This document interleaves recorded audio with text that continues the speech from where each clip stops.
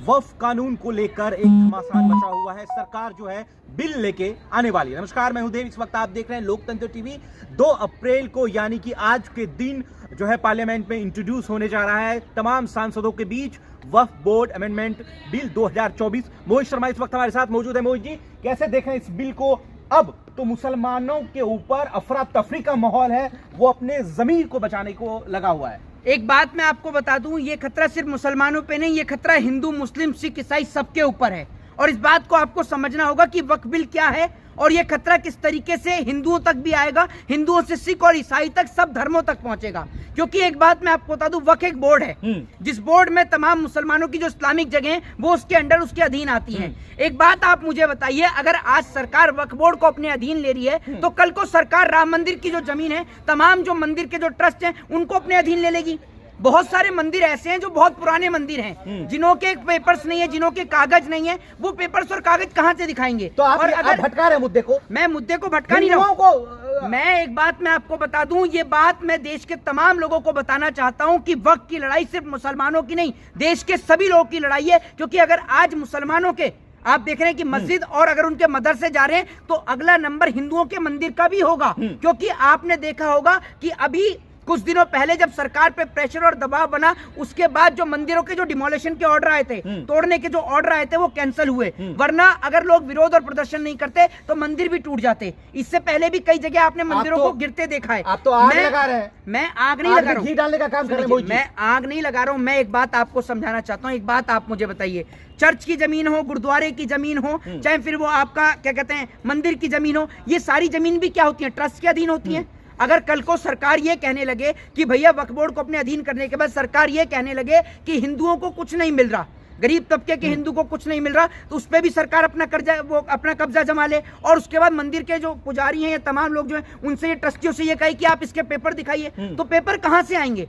मंदिर तो कई सौ साल पुराने हैं। जैसे वक्फ बोर्ड कई सौ साल पुराना है, ऐसे मंदिर भी कई सौ साल पुराने हैं। वो पेपर्स कहां से आएंगे? लेकिन बीजेपी सरकार तो ये कह रही है कि जो ये वक्फ की प्रॉपर्टी है वो हिंदुओं को दिया जाएगा। हिंदू तो कह रहे हैं भूमाफिया है वक्फ प्रॉपर्टी। एक बात आप मुझे बताइए कि ये जो प्रॉपर्टी है वो हिंदुओं को दी जाएगी। इससे पहले भी बहुत सारी लैंड जो है वो सरकार के पास है। कितनी लैंड के मालिक हिंदुओं को बना दिए गए?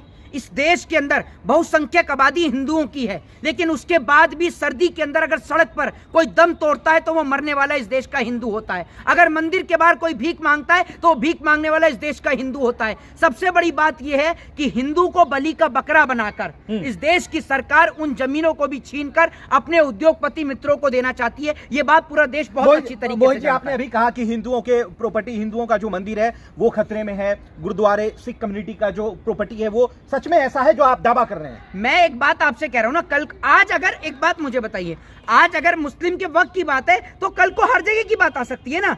गुरुद्वारे पे भी हाथ डालेंगे भाई, क्यों नहीं डाल सकते? हर जगह पे हाथ डाल सकते हैं। तो ये बात तो इस देश के लोगों को समझनी चाहिए। दूसरी सबसे बड़ी बात कि अगर सरकार वाकई में लोगों का भला करना चाहती है तो सरकार का मुद्दा महंगाई, बेरोजगारी होना चाहिए। और सबसे बड़ी बात तो आप मुझे ये बताइए कि भाजपा के जो सहयोगी जो दल है, एनडीए के जो सहयोगी दल है, वो लोग क्या कर रहे हैं? चिराग पासवान, नीतीश कुमार, चंद्रबाबू नायडू, ये लोग वो लोग हैं जो मुसलमानों का वोट लेके गए हैं, मुसलमानों का वोट लेके गए हैं। सबसे बड़ी बात ये कि एक बात आप मुझे बताइए कि ये जमीन लेकर ये कहते हैं कि ये हिंदुओं को देंगे। आज भी इस देश के अंदर घोड़ी चढ़ने पर गोली मार दी जाती है, मूंछ बढ़ाने पर मार दिया जाता है, मटके से पानी पीने पर मार दिया जाता है। तो मुझे आप सिर्फ इस सवाल का जवाब दे दीजिए, एक छोटे से सवाल का जवाब दे दीजिए कि आप ये जो कह रहे हैं कि सरकार मुसलमानों की जमीनों को लेकर हिंदुओं को देगी, आपको लगता है ये कोई पॉसिबल चीज है? ये सिर्फ एक हास्यप्रदक, एक हास्य वाली चीज है। जो प्रोटेस्ट कर रहे हैं वीएचपी वाले, बजरंग दल वाले, आरएसएस वाले, तो उसको कैसे देख रहे हैं? वो तो कह रहे हैं कि भूमाफिया है ये मुसलमान की जो वक्फ बोर्ड है। आप इनके प्रोटेस्ट को किस तरीके से लेते हैं? आप मुझे ये बताइए। ये तो प्रोटेस्ट राजस्थान में भी कर रहे थे जब मंदिरों को तोड़ा गया, देखा था ना आपने? जब मंदिर को तोड़ा गया तो वहां भी प्रोटेस्ट कर रहे थे, लेकिन जब पता चलता है कि मंदिर को तोड़ने वाला एक हिंदू आदमी था, गायब गायब। जब बेटी की इज्जत कोई बीजेपी का नेता लूटता है तब इनका कोई प्रोटेस्ट और प्रदर्शन नजर नहीं आता। तो ये भाजपा तो लड़ेंगे कैसे? आप कैसे लड़ेंगे मुसलमानों के लिए जो मुसलमान लगातार आवाज उठा रहा है? देखिए, एक चीज मैं आपको बता दूं, इस देश के अंदर कोर्ट है, न्यायपालिका है, जुडिशरी है, सुप्रीम कोर्ट है, लोग कोर्ट तक जाएंगे। और सबसे बड़ी बात यह है कि सरकार किसी की जमीन को अपना कैसे बता सकती है। अगर कोई जमीन है जिसको मान लीजिए आपने मुझे डोनेट किया, सरकार का दायित्व सिर्फ उन जमीन पर होता है, उन लैंड्स पर होता है जो सरकार को या तो डोनेट की गई हो या फिर उनका कोई उत्तराधिकारी ना हो, वो लैंड पर सरकार का राइट है। बाकी किसी लैंड पर सरकार अपना राइट कैसे रख सकती है? कह रहे हैं तो हिंदू तो कह रहे हैं बुलडोजर चलेगा भैया अगर ये कानून पास हो गया तो तमाम मस्जिदों पर। हिंदुओं को तो ये सोचना चाहिए कि उनके घरों पर भी बुलडोजर चला। झुग्गियां बताकर जो सरकार आज वक्त की बात कर रही है, वो सरकार हिंदुओं का घर उजाड़ रही है।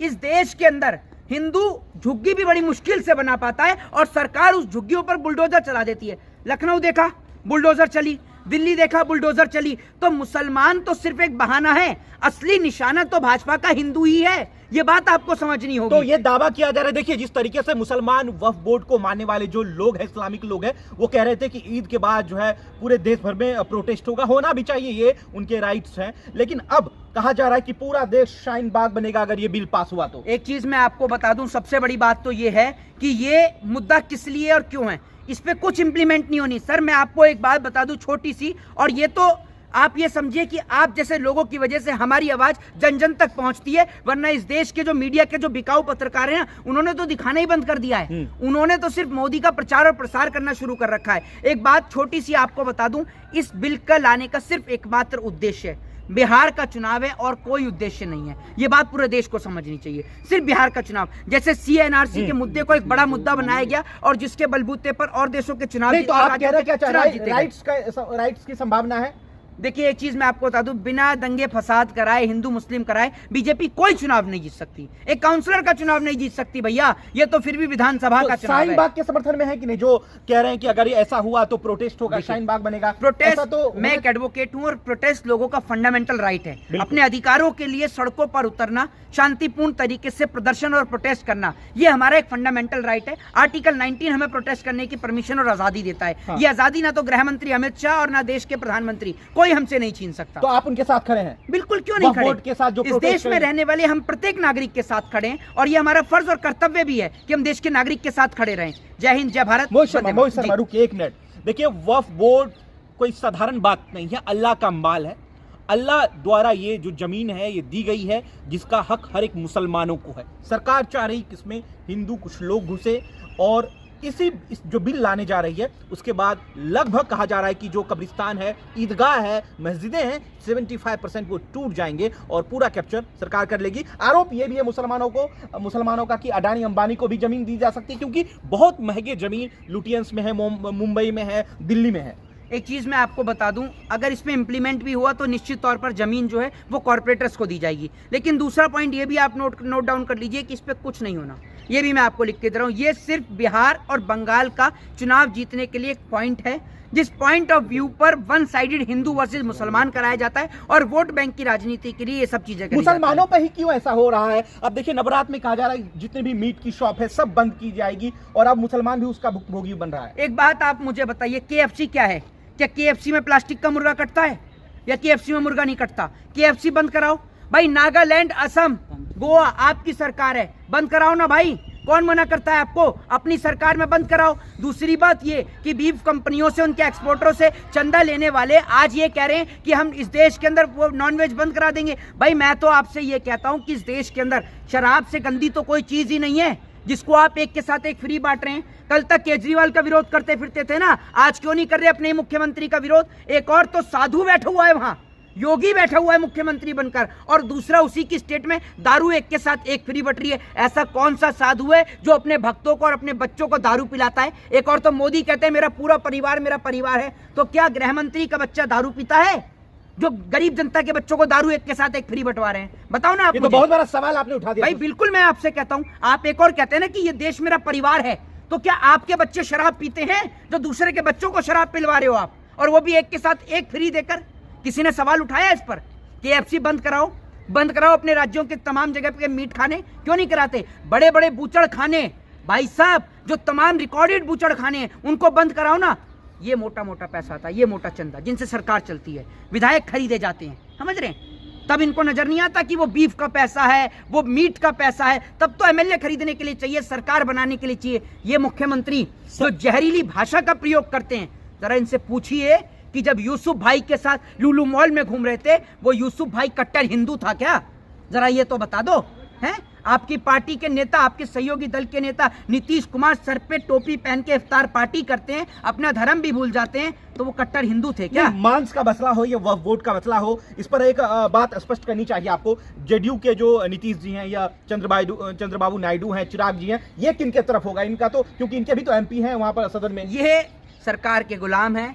सरकार जहां कहेगी, सरकार कहेगी खड़े हो जाओ तो खड़े हो जाएंगे, सरकार कहेगी बैठो तो बैठ जाएंगे। इनका कोई और एजेंडा नहीं। मतलब आप चाहते हैं कि पास हो जाए बिल? देखिए, बिल तो क्या, इनके पास लोकसभा में बहुमत है, जिस पे बहुमत होगा तो पास तो होगा ही। हम उन चीजों पे बात कर सकते हैं जो लॉजिकली और तर्क भरी हूं। ये बात मैं आपको बता दूं, राज्यसभा में एक बार को कैंसिल हो सकता है, वो मेरे को पूरी उम्मीद है। नीतीश जी मानेंगे? नीतीश जी तो भाजपा के, आपने देखा नहीं, कभी मोदी के पैर छूते पाए जा रहे हैं, कभी मोदी जी की गुलामी करते पाए जा रहे हैं, तो नीतीश जी तो भाजपा के साथ ही हैं। जय हिंद, जय भारत, वंदे मातरम।